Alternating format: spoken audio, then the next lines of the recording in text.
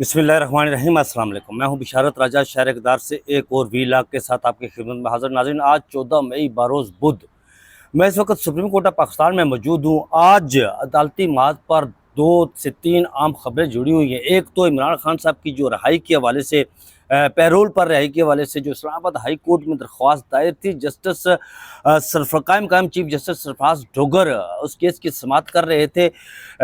Justice Sarfaraz Dogar Imran Khan की रिहाई के हवाले से, जो पेरोल पर रिहाई के हवाले से जो दरख्वास्त थी, आप ये कह सकते हैं कि रिहाई की जो गाड़ी है फिलहाल वो इस्लामाबाद हाई कोर्ट में उसका स्विच ऑन हो गया है और वो चलने को तैयार है, यानी चल पड़ी है। थोड़ा सा उसे धक्का लगा दिया गया, स्विच ऑन करके थोड़ा सा चला दिया गया है, वो गाड़ी चल पड़ी है। आज उसकी अहवाल जो समाअत हुई उसका पूरा अहवाल आपके सामने रखेंगे। और फिर सुप्रीम कोर्ट ऑफ पाकिस्तान जहां मैं इस वक्त मौजूद हूँ, यहाँ पर एक और अहम केस की समाअत हो रही थी, और वो केस इस्लामाबाद हाई कोर्ट के कायम chief justice justice Sarfaraz Dogar की जो उनका तबादला किया गया था, जो सन्याटी का मामला था, जो इशू था, उस केस को लेकर सुप्रीम कोर्ट ऑफ पाकिस्तान में जस्टिस मोहम्मद अली मजहर के सरबराही में 5 रुकनी बेंच ने आज इस केस की समाअत की। तो आप कह सकते हैं कि जस्टिस सरफराज डोगर की जो तैनाती का मामला है, यानी कि chief justice Islamabad high court की मुस्तकिल तैनाती का मामला है, वो लटक गया है।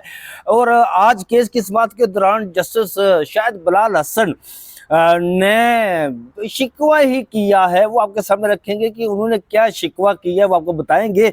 और फिर 6 जजेस वाला जो मामला था, इस्लामाबाद हाई कोर्ट के 6 जजेस ने जो ख़त लिखा था, जिसमें असास अदारों की इन्वॉल्वमेंट के हवाले से जो बात ख़त में लिखी गई थी, पूरी डिटेल के साथ, तफसील के साथ, वो उस ख़त का भी आज जिक्र हुआ। वो ख़त क्यों हुकूमत के लिए मुश्किलात पैदा कर रहा है और इस्टेब्लिशमेंट उस मामले को भी लेकर बैकफुट पर गई हुई है, ये बात भी आपके सामने रखेंगे। और फिर जजेस की तरफ से ये भी कहा गया कि सुप्रीम कोर्ट का क्या बना दिया गया है, बस कर दे आप, ये भी बात आपके सामने रखेंगे। लेकिन सबसे पहले मैं जो इस्लामाबाद हाई कोर्ट में इमरान खान साहब की पैरोल पर जो दरख्वास्त थी राई की, उस में आज क्या हुआ, उस समाअत का मैं पूरा अहवाल आपके सामने रखता हूँ।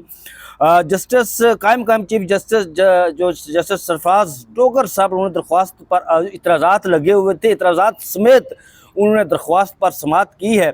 अली अमीन गंडापुर जो दरख्वास्त गुजार थे, अपने वकील लतीफ़ खोसा के हमरा अदालत में पेश हुए। अदालत ने इस्तफसार किया, उनसे पूछा, ये तो हुकूमत का काम है, आप इसके पास जाएं, यहाँ क्यों आगे, ये कहा गया है अदालत की तरफ से, इस्लामाबाद हाई कोर्ट की तरफ से ये कहा गया है। जिस पर लतीफ़ खोसा ने कहा कि प्रोबेशन और पेरोल दोनों अलग अलग मामलात है, ये कोई जुड़े हुए मामलात नहीं है, ये अलग-अलग मामलात हैं, जिसमें लेकिन इसका जो पेरोल की रिहाई का जो असल फोरम है, वो बुनियादी तौर पर हुकूमत वक्त होता है। पंजाब हुकूमत को अली अमीन गंडापुर ने, जो होम सेक्रेटरी हैं पंजाब हुकूमत के, उन्हें भी दरख्वास्त दी थी। आगे चलकर इस पर बात करते हैं।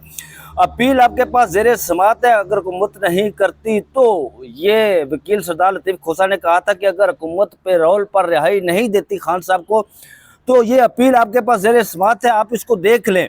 हमारी अपील भी अभी तक नहीं लगी, इस्तदा है वो लगा दे। ये 190 मिलियन पाउंड की जो सज़ा सस्पेंशन की जो अपील थी, वहाँ पर इस्लामाबाद हाई कोर्ट में सरदार लतीफ़ खोसा ने ये मुद्दा भी वहाँ उठाया कि वो अपील अभी तक नहीं लगी हुई है। उन्होंने पहले ही दरख्वास्त दे रखी है और सूबाई हुकूमत के पास अभी पेंडिंग है। ये कहना था सरकारी वकील का, जो प्रोसिक्यूशन थी, यानी कि जो फरीक बनाया गया था, इसमें उनकी तरफ से जो वकील थे, सरकारी वकील, सरकार की तरफ से, हुकूमत की तरफ से, उन्होंने ये हाई कोर्ट के सामने ये मौक़िफ़ रखा। ये तो हमारे दायरा अख्तियार में भी नहीं, ये अदालत का कहना था कि जो आपने दरख्वास्त यहाँ पर दायर की इस्लामाबाद हाई कोर्ट में पैरोल पर रिहाई के हवाले से, ये दरख्वास्त जो है वो हमारे दायरा अख्तियार में भी नहीं है। इमरान खान की बाहर मौजूदगी मौजूदा हालात में बहुत ज़रूरी है, ये सरदार लतीफ़ खोसा का कहना था। उन्होंने अदालत के सामने ये बयान रखा है। रात भी लाहौर एयरपोर्ट के पास ड्रोन गिरा है, ये उन्होंने बात की है सरदार लतीफ़ खोसा ने। चूँकि जंगी माहौल है मुल्क में, जंगबंदी तो इसमें अमेरिका की तरफ से करवाई गई है, जिसमें ट्रंप की तरफ से सऊदी अरब के पर वो दौरे हैं। गुज़श्ता रोज़ उन्होंने बयान भी दिया था कि पाकिस्तान और हिंदुस्तान के बीच में जंग बंदी किस तरह करवाई, लेकिन उधर मोदी जो है वो इसको मान भी नहीं रहा। और उसी मुद्दे को लेकर आज सरदार लतीफ़ खोसा ने ये बात की है कि रात लाहौर एयरपोर्ट के पास भी ड्रोन गिरा है। इमरान खान ने हम सबको भी मोती धोने का कहा है। उन्होंने कहा कि गुज़श्ता रोज़ नाज़रीन आपको पता है कि इमरान खान साहब का जेल से जो बयान आया था उसमें उन्होंने पूरी कौम से मुत्तहिद होने और यकजा होने की बात की थी और ये भी कहा था कि मोदी को जो ज़ख़म लगा है वो पलट कर वार करेगा और हमें उससे होशियार रहना होगा।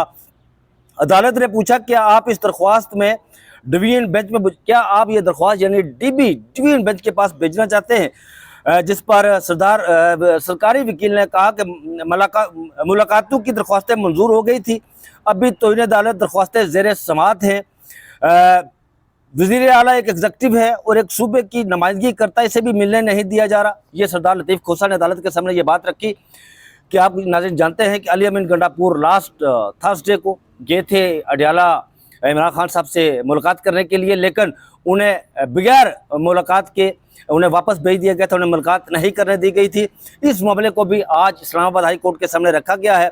आपने एतराज़ात दूर करते हुए 1 हफ्ते में लगाने की हदायत की थी, अभी तो 2 रोज़ बाकी है। ये वो दरख्वास्त है 190 मिलियन पाउंड की, जिसमें सज़ा सस्पेंशन के हवाले से बात की गई थी, जिस पर चीफ जस्टिस ने कहा, कायम चीफ जस्टिस ने कहा मैंने तो एतराज़ात दूर कर दिए थे और मैंने रजिस्ट्रार को कहा था कि आप इस दरख्वास्त को समाअत के लिए मुकर्रर कर दें, लेकिन अभी तक वो लगी नहीं। यानी कि रजिस्ट्रार साहब ने वो दरख्वास्त अपने कोल रख ली, कोल से मुराद अपने पास रख ली है।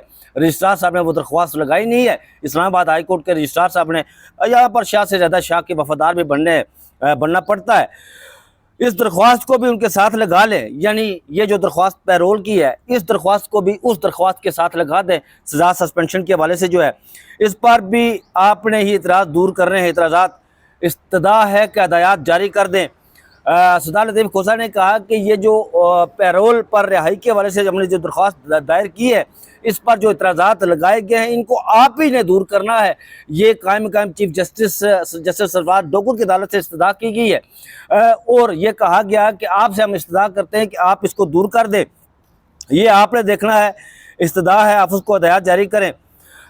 ये कहा गया काबिल समाअत होने को असिस्टेंट रजिस्ट्रार नहीं देख सकता। ये सरदार लतीफ़ खोसा की तरफ से कहा गया है कि दरख्वास्त काबिल समाअत है या नहीं है ये अदालत देखेगी, ये रजिस्ट्रार नहीं देख सकता। ये जुडिशल साइड का मामला है और ये अदालत ने इसको देखना है। इस पर ज़ाहिर दलाइल हो रहे हैं दोनों तरफ से, उसके बाद अदालत फैसला करेगी।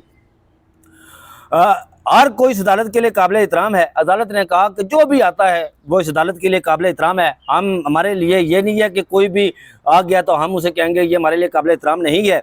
ये तासर है कि यही शख्स को इंसाफ नहीं मिल रहा। सरदार लतीफ़ खोसा ने कहा कि एक तासर आम है कि इमरान खान साहब को अदालतों से इंसाफ नहीं मिल रहा, ये तासर ख़त्म होना चाहिए। ये उन्होंने कहा, मतलब सरदार लतीफ़ खोसा साहब ने इस्लामाबाद हाई कोर्ट के जस्टिस कायम चीफ जस्टिस सरफराज डोगर की अदालत में ये दलाइल दिए और ये बात की। आगे चलकर वो कायम चीफ जस्टिस कहते हैं कि मैं इमरान खान की पैरोल पर रिहाई की दरख्वास्त पर रजिस्ट्रार ऑफिस के जो एतराज़ात लगे हैं उन पर आर्डर पास कर दूंगा, वो आज ही करूंगा। क्या इस मामले को डिवीजन बेंच में लेकर जाना चाहते, मैंने इससे पहले बताया है। लतीफ़ खोसा ने कहा कि हमें कब से उनसे मिलने नहीं दिया जा रहा, यानी खान साहब से। उनकी सूरत हाल भी अब बस बेजा वाली है, उनको तो ट्रायल कोर्ट से सज़ा हो चुकी है, सज़ा याफ्ता है, ये अदालत ने कहा है। ज़ाहिर वो 190 मिलियन पाउंड में वज़ीर आला खैबर पख्तूनख्वा जिस तरह मैंने बात की है उनको भी नहीं दिया रहा। एक दरख्वास्त वहाँ ज़ेर अल्तवा पड़ी है, उसको भी फिक्स करने के लिए कहा गया है। क्या आपने दरख्वास्त दायर की? अदालत ने उनसे पूछा। जिस तरह जेल में उनको रखा गया ये भी गैर कानूनी हिरासत के ज़ुमरे में आता है, ये सरदार लतीफ़ खोसा साहब ने कहा। आगे चलकर वो कहते हैं कि नियाज़ुल्लाह नियाज़ी साहब ने कहा कि तौहीन अदालत की दरख्वास्तें आपके पास ज़ेर अल्तवा पड़ी है, हमें आपने हुक्म दिया था कि हमें वहाँ खान साहब से मुलाकात करवाई जाएगी, जो जेल रूल्स हैं, जो जेल मैनुअल है उसके मुताबिक, लेकिन अभी तक इस्लामाबाद हाई कोर्ट का जो हुक्म है उसको माना नहीं जा रहा, उसको जूते की नोक पर रखा जा रहा है। हमने तौहीन अदालत की दरख्वास्त दायर की थी इस्लामाबाद हाई कोर्ट में, वो दरख्वास्त अभी तक आपके पास पड़ी हुई है, उसको भी आप फिक्स कर दें, उसको भी लगा दें। ये कहा गया था नियाज़ुल्लाह नियाज़ी की तरफ से, जो वकील भी हैं और एडवोकेट जनरल इस्लामाबाद भी रहे हैं, ये उनकी तरफ से कहा गया है। जस्टिस सरफराज डोगर ने यह कहा कि ये मुकम्मल मुख्तलिफ मामला है, ये मैं अलग देख लूँगा, यानी इसको उसके साथ नथी नहीं करूँगा, इसको अलग से देख लूँगा। जस्टिस सरफराज डोगर ने ना एतराज़ात दूर किए, ना उस दरख्वास्त की दायरा अख्तियार पर कोई बात की। उन्होंने वो दरख्वास्त अपने कोल रख ली, अपने पास रख ली, और ये कहकर कि मैं इस पर तहरीरी हुक्मनामा जारी करूँगा जो कुछ उसमें हुआ है। ना दरख्वास्त पर एतराज़ा ख़त्म हुए, ना ये काबिल समात करार दी गई, और ना ही दरख्वास्त नाकाबिल समात करार दी गई, करके खारिज कर दी गई। बस जज साहब ने उसे अपने कोल रख लिया, अपने पास रख लिया है। जो भी फैसला होगा बाद में बताऊंगा, वो शायद शाम तक उसका रिटर्न ऑर्डर भी आ जाए। नाज़रीन, आगे चलकर आपको बताते हैं कि जो आज जजेस सिलेक्टिव वाला मामला था, इसमें भी सुप्रीम कोर्ट ऑफ पाकिस्तान में ये केस लगा हुआ था। इस केस की अहम समाअत थी। जस्टिस मोहम्मद अली मजहर की सरबराही में 5 रुकनी लार्जेस्ट बेंच इस केस की समाअत कर रहा था। ये मामला चूँकि जस्टिस सरफराज डोगर की से मुतल्लक जुड़ा हुआ है, वो लाहौर हाई कोर्ट से उन्हें यहाँ लाया गया था, और सिनेटी इस्लामाबाद हाई कोर्ट के जजेस की उथल पथल हो गई थी। फिर इस्लामाबाद हाई कोर्ट के जजेस ने सुप्रीम कोर्ट ऑफ पाकिस्तान में अपील की थी इस्लामाबाद हाई कोर्ट के फैसले के खिलाफ, और मुनीर मलिक को उन्होंने अपने वकील बनाया था। मुनीर मलिक ने अपने दलाइल जो दिए, उन्होंने कहा कि जजेस ट्रांसफ़र करने की हुकूमत ने जो वजह बताई है वो मुज़क्का खेज़ है। ये मुनीर मलिक साहब कह रहे हैं अपने दलाइल में। इस्लामाबाद हाई कोर्ट के एक्ट के मुताबिक जजेस मुख्तलिफ सूबों से तैनात हो सकते हैं। ये भी मुनीर मलिक ने कहा कि जो इस्लामाबाद हाई कोर्ट का एक्ट है, जब ये अदालत बनी थी इस्लामाबाद हाई कोर्ट की, तो उसका जो एक्ट बनाया गया था उसमें यह बताया गया था कि इस्लामाबाद हाई कोर्ट में जो जजेस की तैनाती होगी वो मुख्तलिफ सूबों से होगी, यानी उनकी ये तबादले वाला मामला नहीं था उस वक्त। कानून में तबादलों का नहीं, बल्कि सूबों से तैनाती का जिक्र है। जुडिशल कमीशन ने 5 में से 2 असामियों पर तैनाती की, ये मुनीर मलिक का कहना था। हुकूमत कहती है जुडिशल कमीशन ने जजेस नहीं लगाए तो हमने लगा दिए। ये मुनीर मलिक ने कहा कि जब जुडिशल कमीशन ने जजेस नहीं लगाए तो हमने लगा दिए, यानी तबादला करके यहाँ पर लगा दिए। 6 जजेस ने खत में 7 अदारों की मुदाखलत का जिक्र किया, ये मुनीर मलिक का कहना था। खत के बाद तमाम जजेस निशाने पर आ गए इस्लामाबाद हाई कोर्ट के। नाज़रीन, आपको पता है कि 6 जजेस ने खत लिखा था, जिसमें उन्होंने कहा था, जिसमें एजेंसियों की इन्वॉल्वमेंट के हवाले से बात की गई थी, एजेंसियों की मुदाखलत के हवाले से बात की गई थी कि किस तरह प्रेशराइज किया जा रहा है जजेस को। उसके बाद से ये मामला 6 जजेस के खत के बाद इस्लामाबाद हाई कोर्ट के जजेस जो हैं वो निशाने पर आ गए हैं। और फिर ये हुआ नाज़रीन के वो ख़त, उस पर एक ही समाअत हुई थी, साबिक़ चीफ जस्टिस काजी फाइज़ ने की थी। उसके बाद वो ख़त जो था, वो ख़त वाला मामला था, वो कालीन के नीचे दबा दिया गया था, और अभी तक उस पर समाअत नहीं हुई।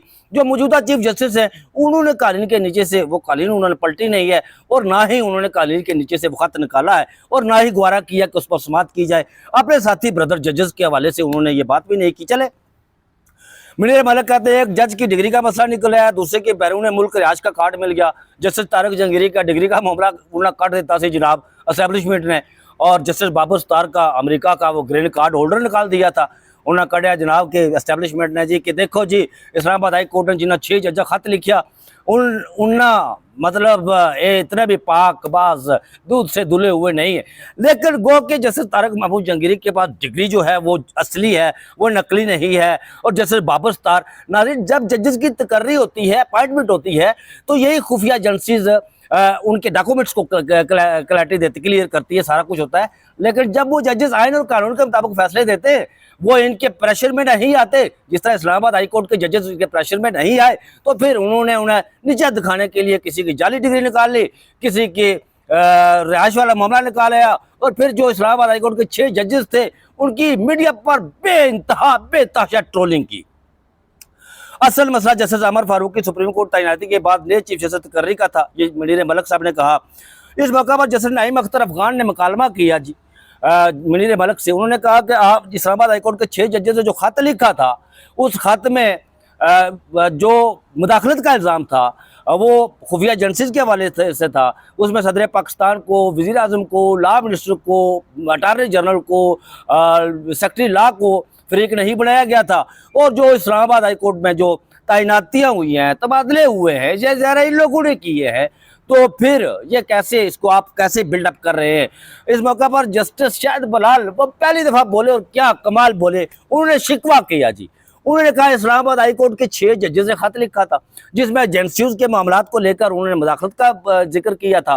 और मेरा 13 साल का जो कैरियर है, मैं लाहौर हाई कोर्ट में जज रहा हूँ, और जिस वक्त ये खत का मामला हुआ था तो मैं उस वक्त जज था। मेरे 13 साल कैरियर में ना कभी मुझे किसी ने अप्रोच किया, ना कभी कोशिश की, और मेरे साथ इस तरह का वाक़या नहीं हुआ।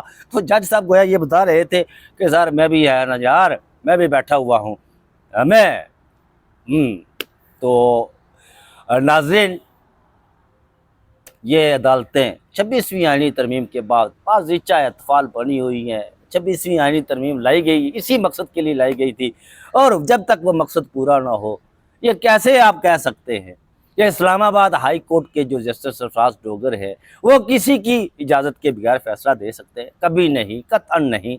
इस्टेब्लिशमेंट के साथ इमरान खान साहब के तल्क़ात जब बेहतर हो जाएंगे तो फिर यही जस्टिस सरफराज डोगर धड़ाधड़ फैसले देंगे, और फिर ये जो आईनी बेंच यहाँ बैठा हुआ है, जो फैसले कर रहा है यहाँ पर, फिर यह भी कहेगा जनाब नून लीगी हुकूमत गलत कर रही है। फिलहाल मामला उसी तरफ जा रहा है जिसका 26वीं आईनी तरमीम लाने का मकसूद था, वो पूरा हो जाएगा तो काम हो जाएगा। तो नाज़रीन, अब तक के लिए यही था जो मैंने आपके सामने रखा है। ये चैनल आपका अपना चैनल, इसे सब्सक्राइब भी कीजिएगा, लिंक शेयर भी कीजिएगा, और जो मर्जी कर लो जनाब। मुझे अपनी दुआ में ज़रूर याद रखिएगा। मुझे दीजिए इजाज़त, अपना बहुत सा ख्याल रखिएगा। अल्लाह हाफिज़।